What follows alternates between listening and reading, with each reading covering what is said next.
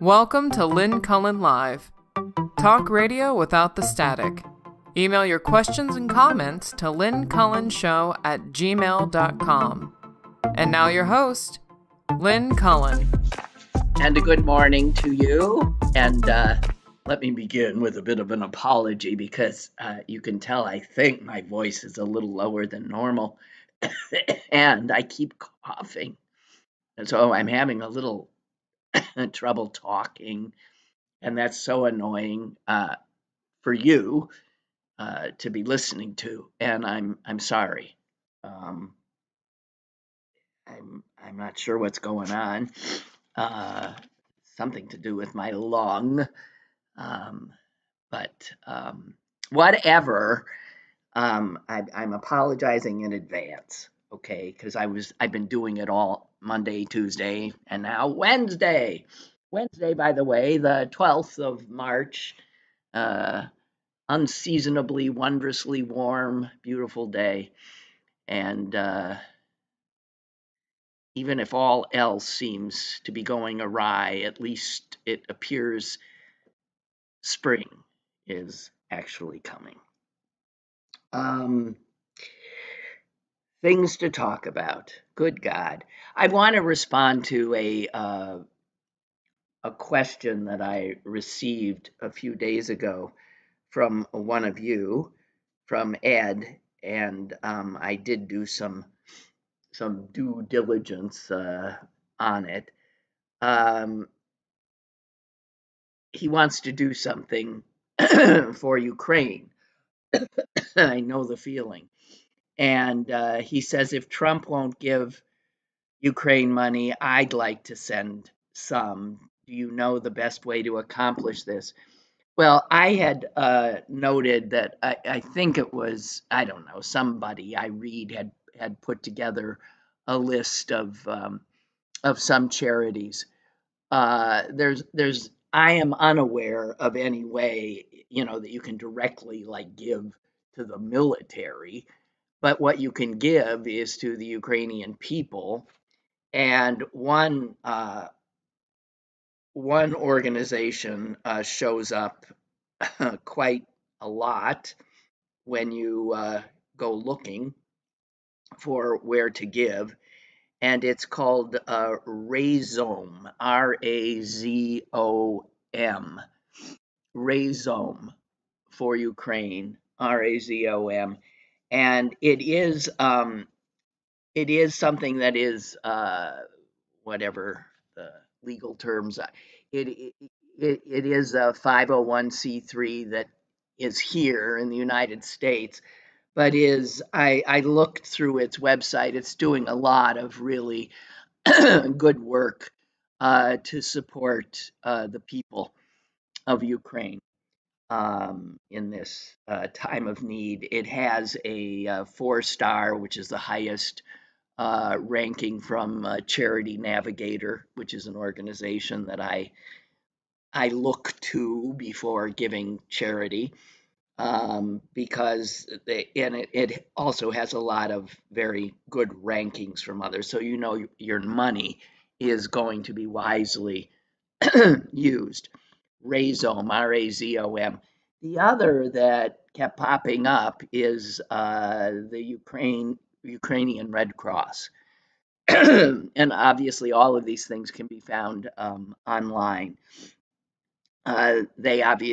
Ukrainian Red Cross obviously extremely busy and in need of resources. So again, those are the two that if you want, if something that you have to give is in fact money, which is something I have, thank God, and especially when you get older and can't necessarily go off and march and show up as much, it's good to find ways that you can do things that don't require physical activity.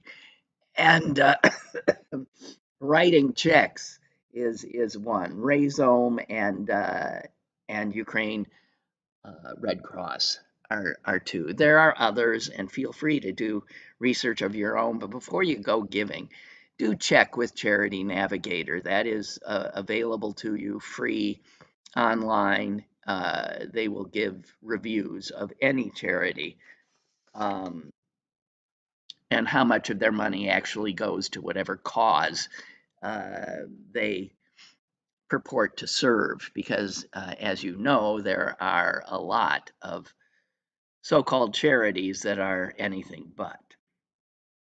Um, right before the show started, unhappy news. That's pretty much the only kind we seem to be getting these days. Another senator, another United States Democratic senator, has announced that she will not be running for reelection in 26. That is Senator Jeanne Shaheen, who has served 3 terms and is a shoo-in her state of New Hampshire. That's been a surefire seat for Democrats, and she's making it an open seat. And New Hampshire is, while it voted, I know it went for Kamala Harris, but it also has elected more Republicans to its state legislature, and I believe now has a Republican governor. So that can go, who knows, either way. And the efforts of Democrats to, in any way, claw back some power in the Senate, let alone a majority, but that's where the power is just fading away. You know, when I thought the first when I saw it, the first thing I did is, of course, get angry at her, and then I thought, well, come on, who would you want to serve in this god awful Congress, especially if you have no power? And the answer, of course, is no. But still, you take a bullet for the team and you keep serving. You hold the seat. But she is 78 years old, and we would also argue that that's a good time to retire. That's more than enough, and make way for some new blood. So there's that. Not happy, and I want to note, I intended to yesterday, uh, the leave taking of another woman who I valued highly, um, whose work I valued highly, and that is Ruth Marcus, columnist for the Washington Post. It was a given that when Bezos decided to capitulate with all the other oligarchs to the new neo-fascist, authoritarian, nationalistic regime, and put in these policies um, targeting the opinion page, especially of his paper, that he would be losing some of his best. And Ruth Marcus has resigned, and others will follow, because others will end up with the same experience that she had, which is she wrote a column. And for the first time in her 40-year career at the Washington Post,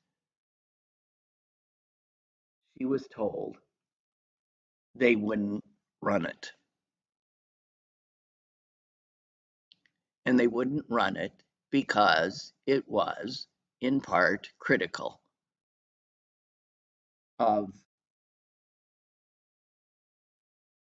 Jeff Bezos.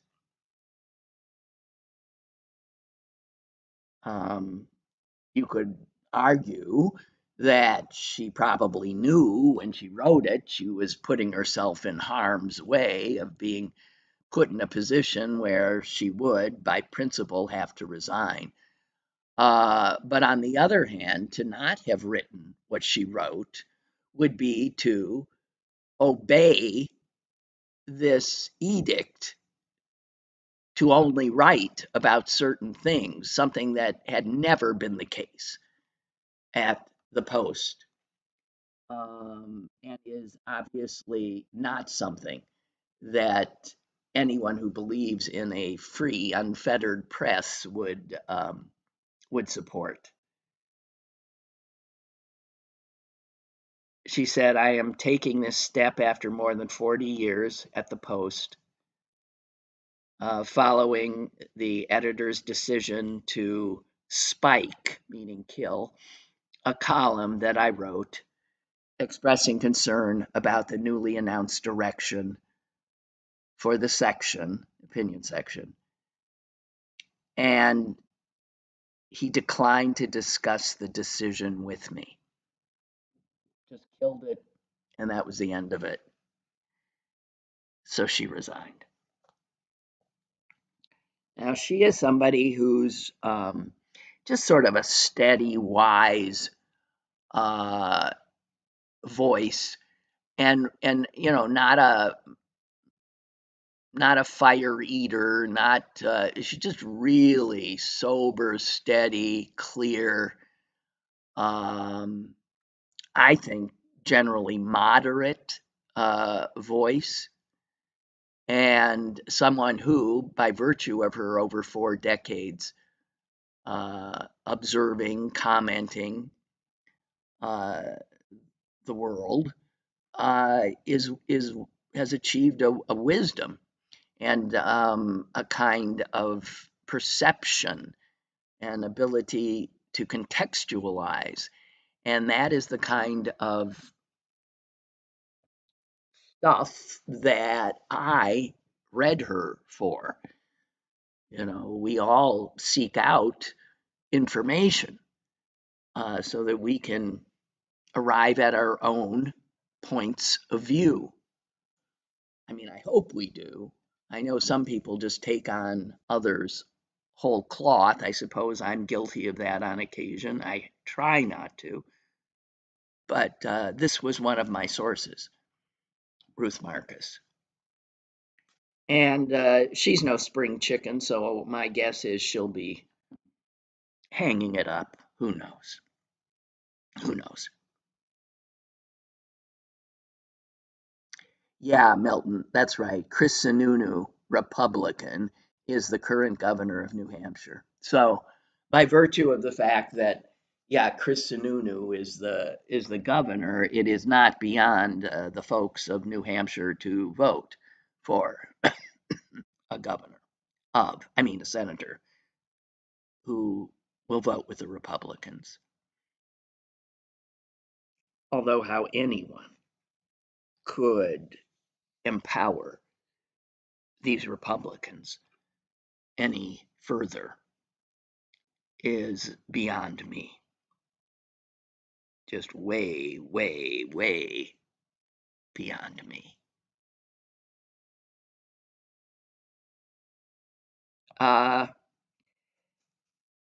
okay, so going through the things that I've read of late that freak me out. First of all, well let me get to another story that I have not talked about that I do want to be heard on, and that is the arrest and detention and threatened deportation of this pro-Palestinian activist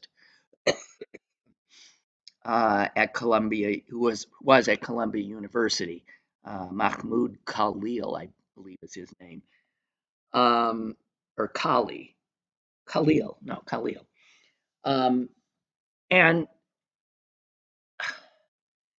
this is not a guy whose position on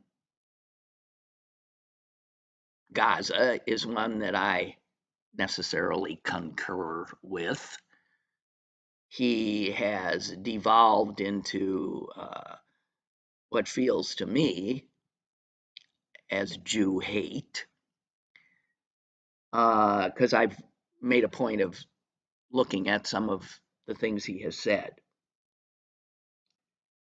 He is a citizen of Algeria, but he has a U.S. green card. I'm telling you this, but my guess is you already know it. And he is married to an American who will be having his baby in a month. So why was he all of a sudden grabbed by ICE and spirited off to some jail or detention center in Louisiana, and of course threatened with deportation? Well, because he's pro-Palestinian. I mean, that's the reason, and because he spoke out at Columbia University at their very large pro-Palestinian rallies. And unlike a lot of others, I might add, did not cover his face. But this is a guy I'm not wild about. This is also the United States of America, and we have a constitution. And the First Amendment of that constitution says people here can speak what they believe without fear. That's the America that used to exist, without fear of retribution. So make no mistake, he's committed no crime. And if people, he had all the proper papers, he's here legally holding the documents he has to have. What he did was express an opinion that the current administration does not agree with. And I must say, I don't agree with. But if the federal government is going to start grabbing people legally here, including American citizens, I suspect, because they have said something that the administration disagrees with, then, well, you finish the sentence. The First Amendment is nothing then. Doesn't mean anything. And after his arrest, Trump crowed about it and said, "This is the first of many to come." That's what he said. Because again, power, instilling fear, making people afraid to speak, to act, is what this crowd is all about.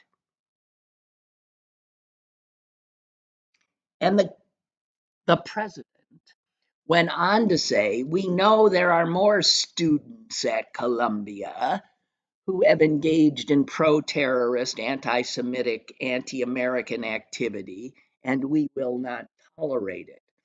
Well, look, here's where I want to say clearly, I am not in favor of anti-Semitism. I am a Jew, but I'm a Jew who knows when the Jews are being used. And make no mistake, the Jews are being used here. because I know an anti-Semite. I got like radar. I can tell anti-Semites, believe me. And perhaps Khalil is one. My guess is he is. But so is Donald Trump. And he's using Jews. And he's dividing Jews by doing this. And a divided minority, which Jews are, is a weaker or vulnerable minority.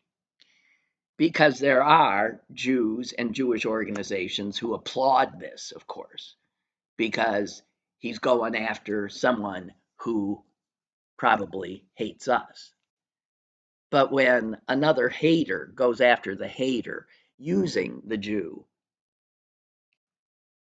some of my Jewish brothers and sisters don't seem to see the bigger picture.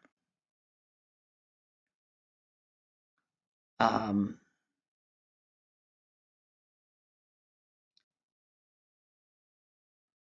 so,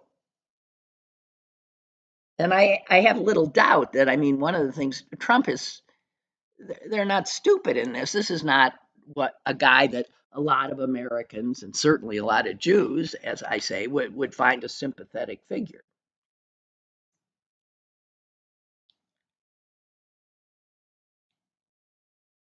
And I don't, as I said, agree with the views he espoused. But see, the thing about that First Amendment, and I've often, for years and years and years and years, I've called it that pesky First Amendment, is it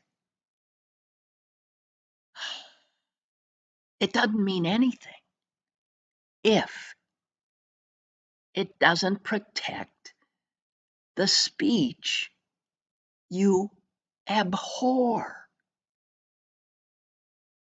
If you stand for freedom of speech only when it is what would come out of your own mouth, then you don't stand for freedom of speech.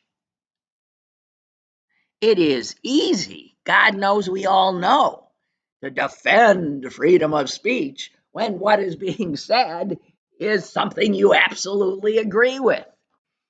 But to defend it when what is being said is something you find abhorrent, aye, there's the rub.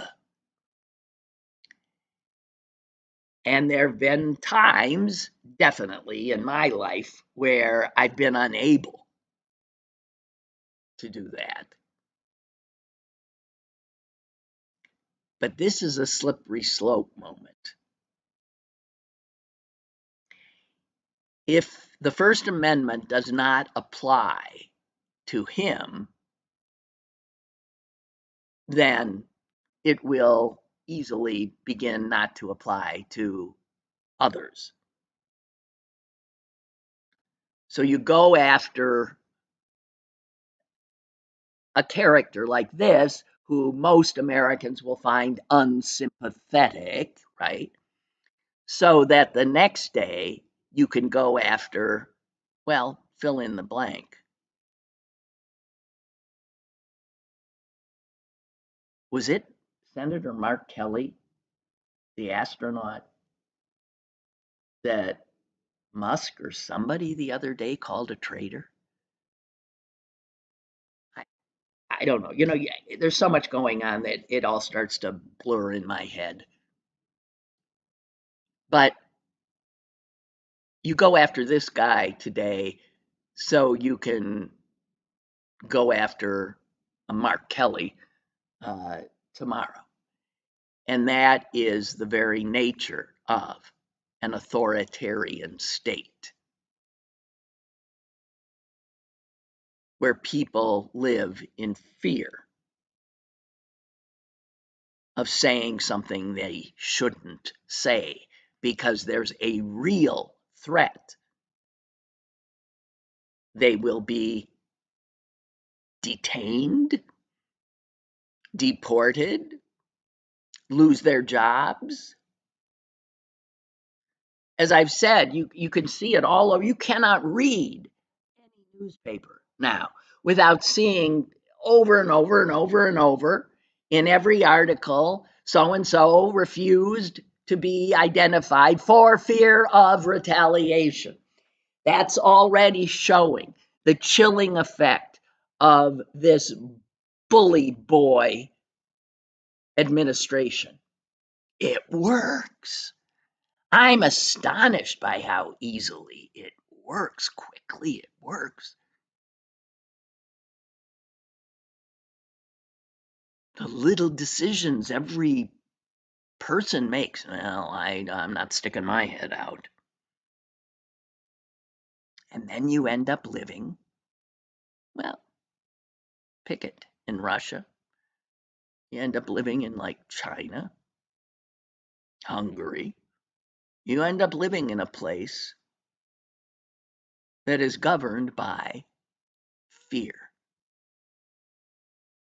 And Trump made very clear before he won that that is what is going to motivate him.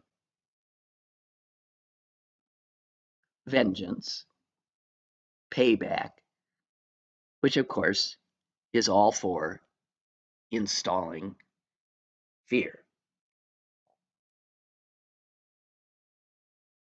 The reality is, this guy, as far as I can see, has been detained, arrested. He's in jail now. He's lost his freedom. And there is no evidence, none. There is not even an allegation of a crime. None. He didn't break a law. He said something.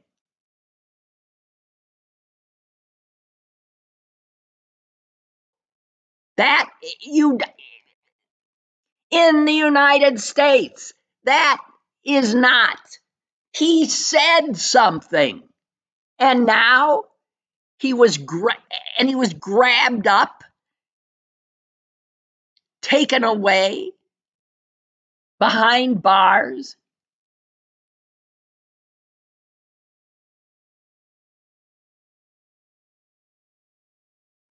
So all I want to say is, if you don't stand up for this guy, then give it up, because we're all gone, ultimately. And to my fellow Jews, any Jew who thinks this is going to start and stop with Palestinian activists is out of their goddamn minds.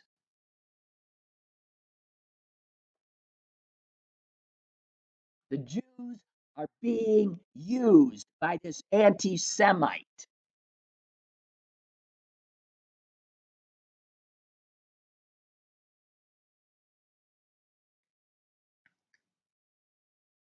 One of the reasons Jews have enjoyed and been safer, enjoyed life, had opportunity, been safer in this country than any other country on earth in a very long history is because of the freedoms, like the First Amendment, that this administration is trampling. Jews have enjoyed, in my lifetime, such an extraordinarily, for Jews, safe existence. And he uses us, divides us, culls us uses us as a shield to do other things he wants. So going after Columbia University and saying what he's doing is protecting Jews is only going to harm Jews, ultimately.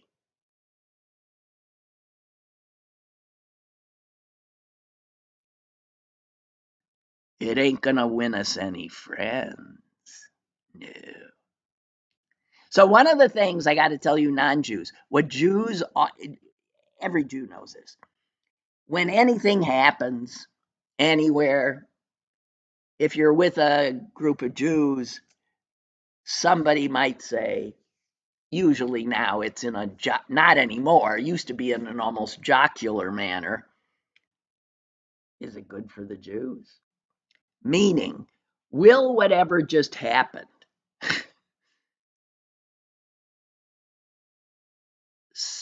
put us in danger? Because, well, because of our history. Always have a bag packed. Is it good for the Jews? Well, I got news for you. This is not.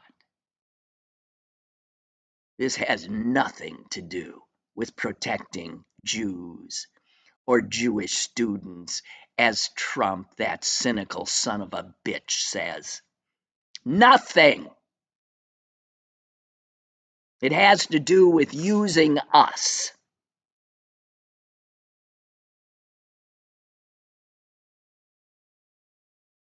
And any Jew who doesn't in their bones see how dangerous this is for the Jews. You know, first they came for the pro-Palestinian. We're always on that list.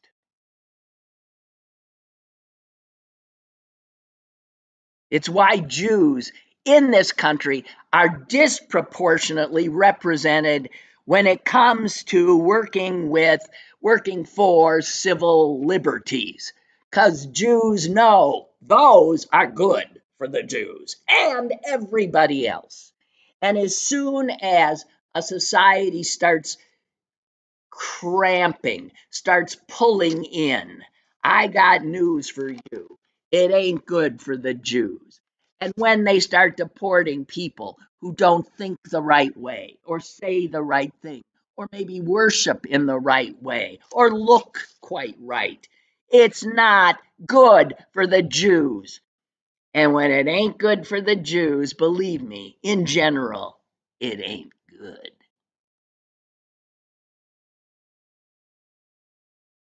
Ask Germans.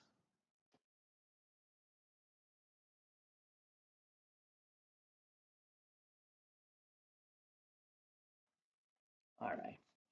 I just had to be heard on that. And understand, a lot of Jews are loving it. Yeah, idiots.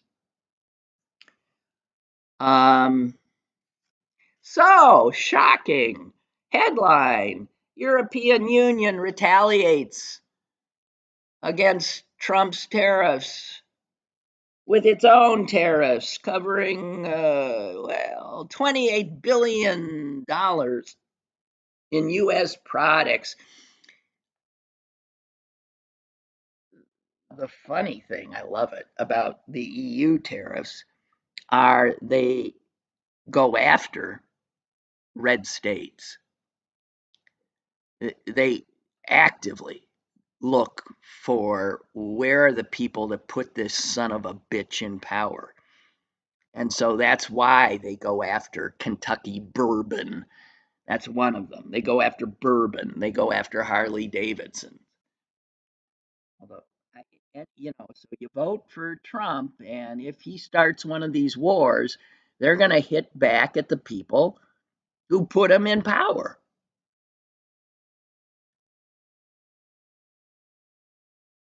This is insanity.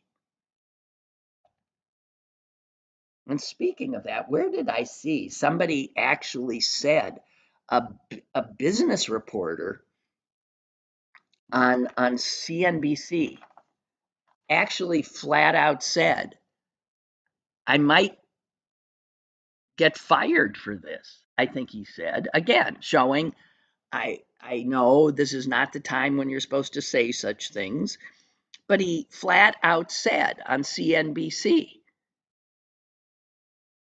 that this trade war and all this stuff that he's doing with the economy is insane. He said it is absolutely insane.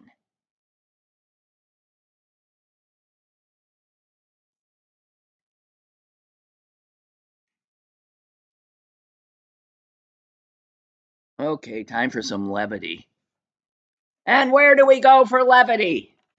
We go to the obituary page. God, what would I do without the obits? All right, got to find a laugh somewhere. So, Frank Soche.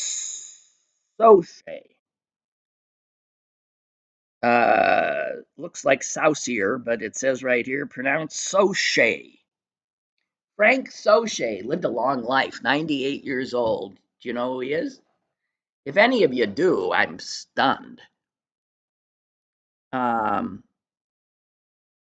but like a lot of things in the obits, one thing happened in his life and ensured that he would get a nice big obit write up in the New York Times. He was a professional baseball player with the St. Louis Browns. Remember them?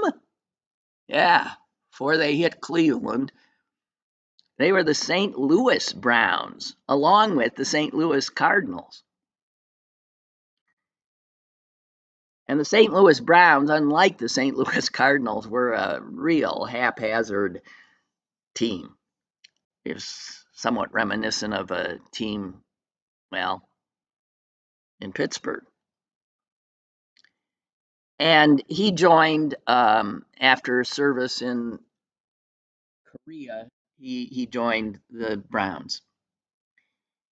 And the obit says that Frank Soche has a record that will almost certainly never be broken. And that's saying something for a guy who's not a, you know, what? We don't even know his name. So let me explain. There was a game played in St. Louis, and this was such a sorry team at this point, and Bill Veeck, remember that name? Great baseball name, had just bought this hapless team, and Veeck wanted to give people a reason to, well, come out to the ballpark because God knows the baseball the team was playing was not exactly a big draw. So he announced that there'd be a huge celebration marking the 50th anniversary of the American League. And it's a double header, and in between games, we're going to have a lot of fun. And in fact, after the first game, uh, they had a procession of 50-year-old automobiles come out. That'd be 1901 automobiles. And they had some guy clown do something, and then out of this huge cake that had been manufactured, popped, the old thing, and it wasn't a beautiful woman popping out of the cake. It was a 3 foot 7 inch man named Eddie Gaedel, wearing a Browns uniform with the number 1/8 on it. And the crowd went wild. Anyway, on to the second game. First batter up was Frank Soche. And as he trotted out to lead off the bottom of the first inning, the Browns manager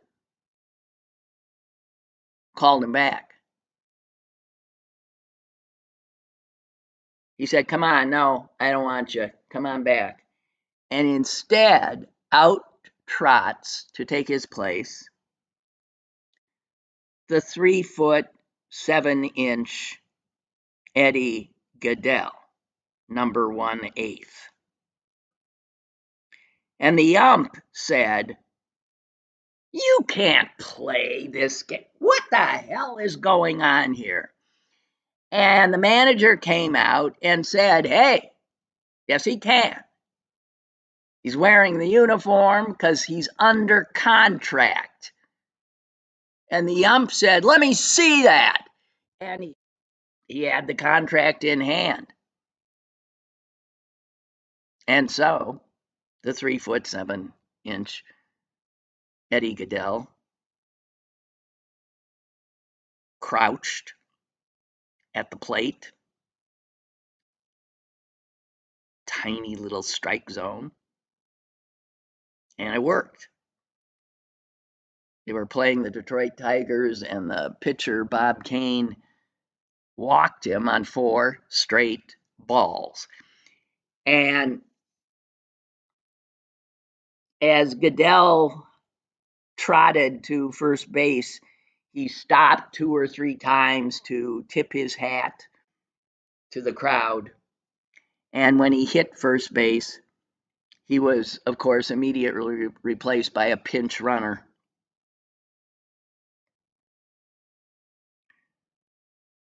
So the record that Frank Soche holds that will not ever be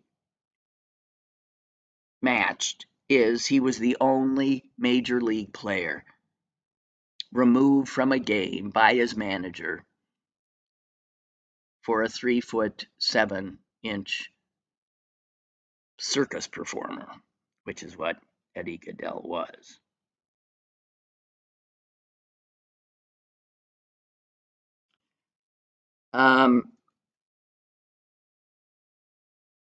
That's it.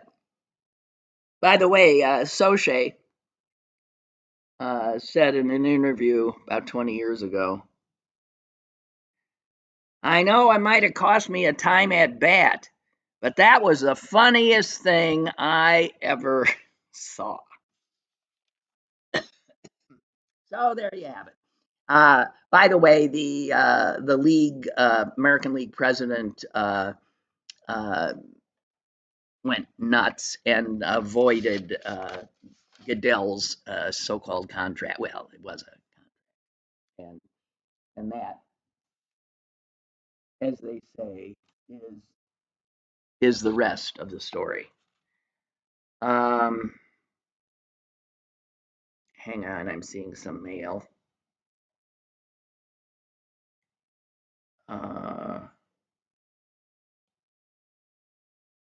Well, gol dang it, can I get my mail?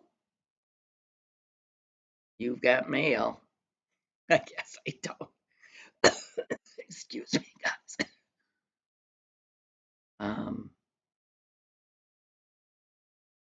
Okay. Let's see what I got.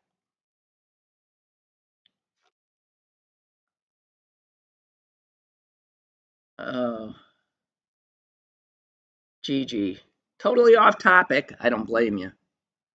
I'm writing with a suggestion for a field trip. If you've never been to visit the ruins, that's a capital R, I suggest you go. It is an art project along the Great Allegheny Passage, the Gap Trail. It really is a fascinating place with a very interesting history. It is a small piece of what is good in this world. Check out their website, the Ruins Project. All right, I've never even heard of it. Thank you. I'll look. Anyone else who wants to check that out, check it out.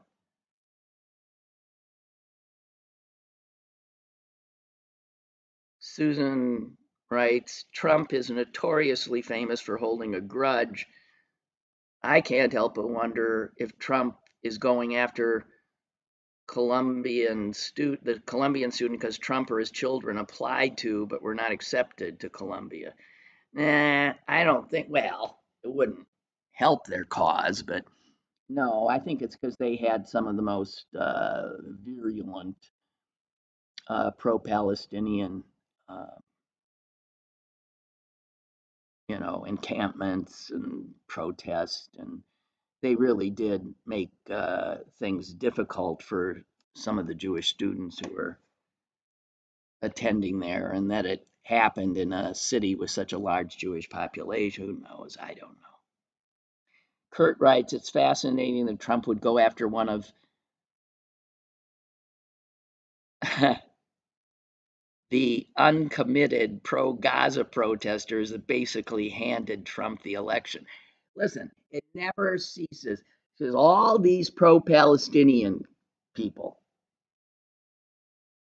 Now, this guy didn't have a vote, but a lot of those students, all the pro-Palestinian crowd, and all the ones, the Palestinian Americans and other Arab Americans and other lefty Americans that refused to vote for Harris because of Biden and her stance on Gaza, Israel. Look what they got. The stupidity of it is mind blowing. And I think of all the things I've learned in this fraught time, it's how incapable so many people are. Otherwise, bright people. It has nothing to do with their intelligence. Incapable of making difficult, complicated determinations. You have a vote. What party, what person would best serve the things I value? And to vote on just one thing, if you're a person who values one thing, like, that's it. That is beyond stupid. Because if you vote for that person for the one thing, but 100 million other things that you value get trashed. Trashed.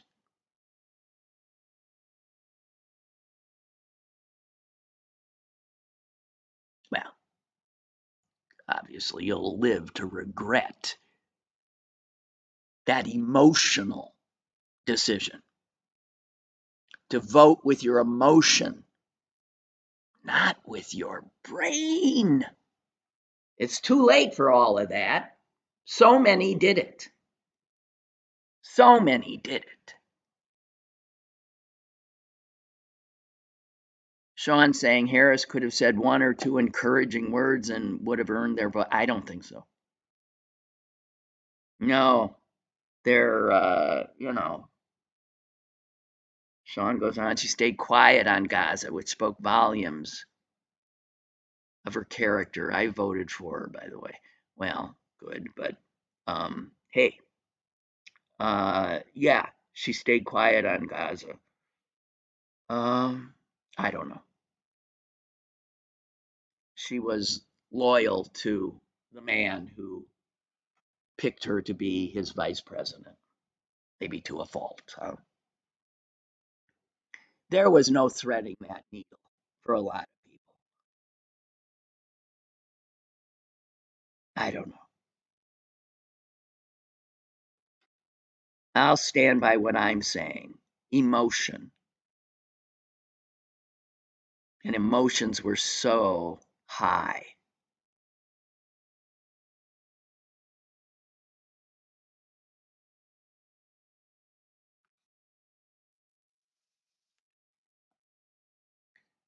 So Donald Trump's now a Tesla salesman. Who knew? It's amazing. Such a busy guy, so many things on his plate. And he found time to flout another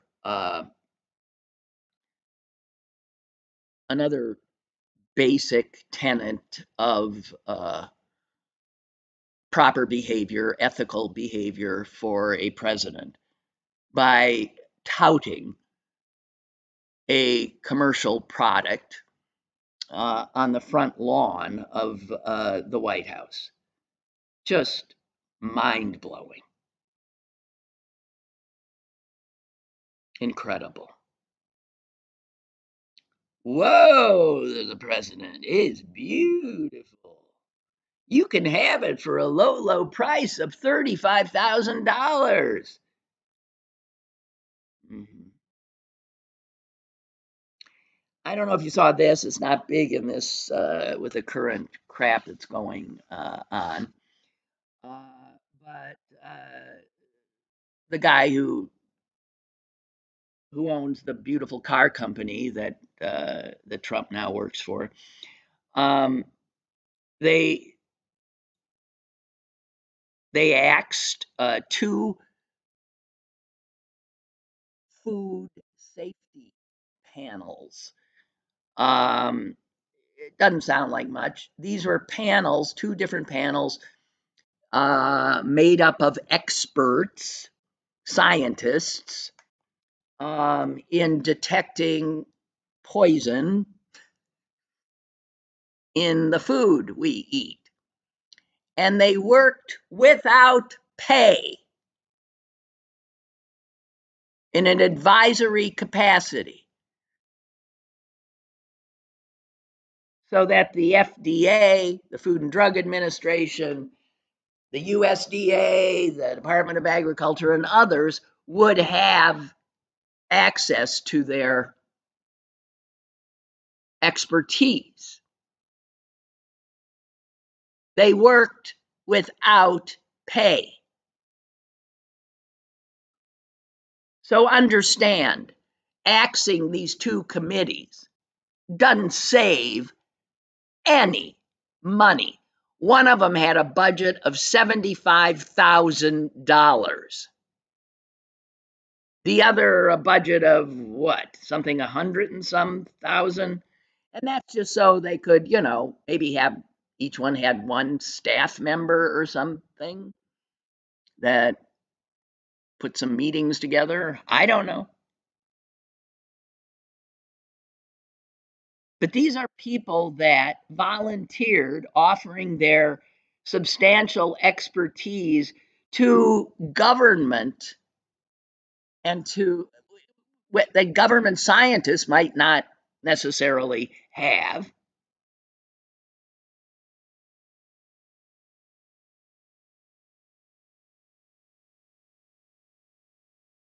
A professor at Georgia State who knows of this work says, the way the USDA and the FDA and the food inspection in this country used to work, we called it the poke and sniff method.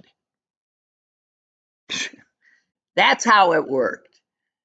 The few guys, and believe me, there won't be any inspectors left after these guys are done. The people who went into the places that process our food, that package our food, slaughterhouses, whatever. They used to just, poke, sniff. And that was pretty much true up until almost the 80s. And then the scientists were brought in. And the tools they worked with became more sophisticated. And so this guy at Georgia State said, my God, you're talking here about meaningless cost savings in the context of a federal agency that is so important, and you are stripping it of the scientific foundation for which it makes decisions about the safety of the meat supply in the United States.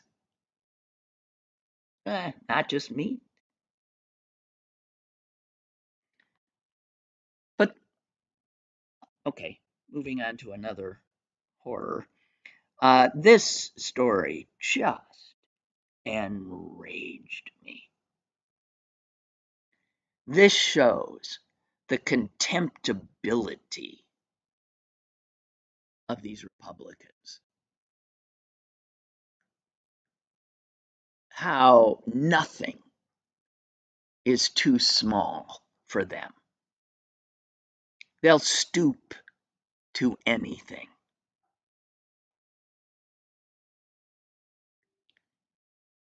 There was a House subcommittee meeting yesterday in Washington. Don't even ask me what committee it was.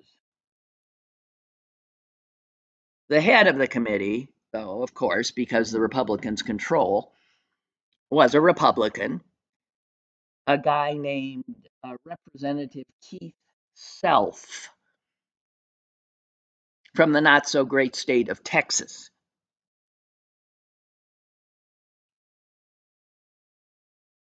And the subject of the hearing was about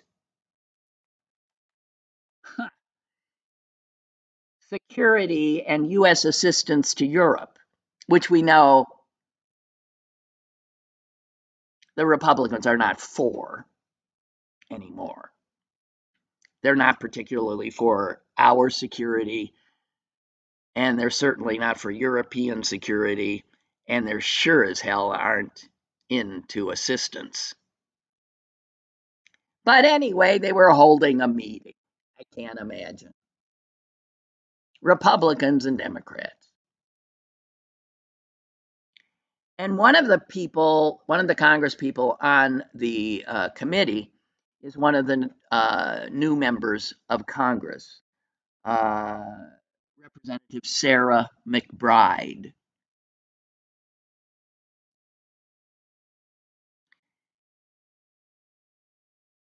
And when it was her turn to speak, Representative Self, the chair, called on her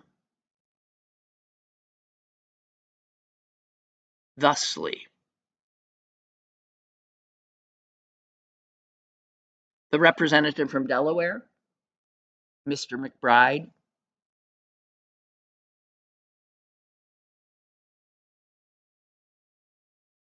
Sarah McBride is the first openly transgender person elected to the Congress.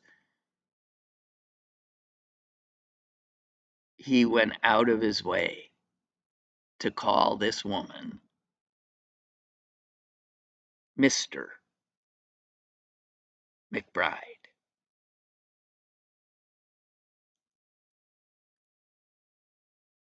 And Sarah McBride, who I'm sure is used to petty crap like this, said to him, "Thank you, Madam Chairman." Smart, quick. Smart, quick.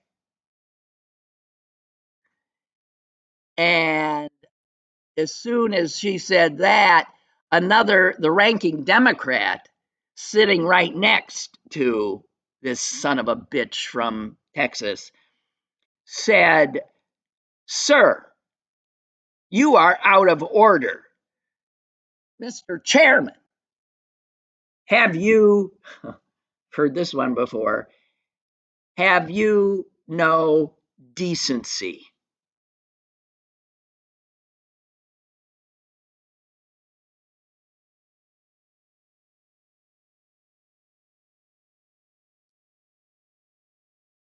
Well, we know the answer. No. And with that, the man with no decency who held the gavel adjourned the meeting. Did not apologize, would not properly introduce a member of the committee. And there, ladies and gentlemen, is, I think, a really fitting snapshot of the awfulness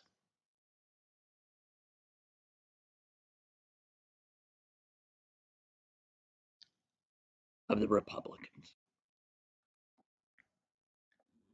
God knows there's no end to examples of that.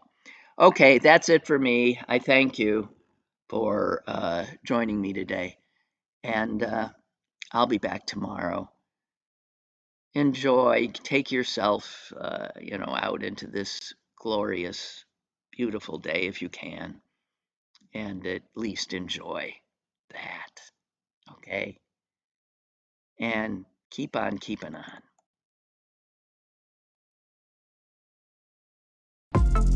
Lynn Cullen Live, Monday through Thursday from 10 a.m. to 11 a.m. and archived at pghcitypaper.com. The opinions expressed on Lynn Cullen Live are those of the host and do not necessarily reflect the viewpoints of Pittsburgh City Paper or its advertisers.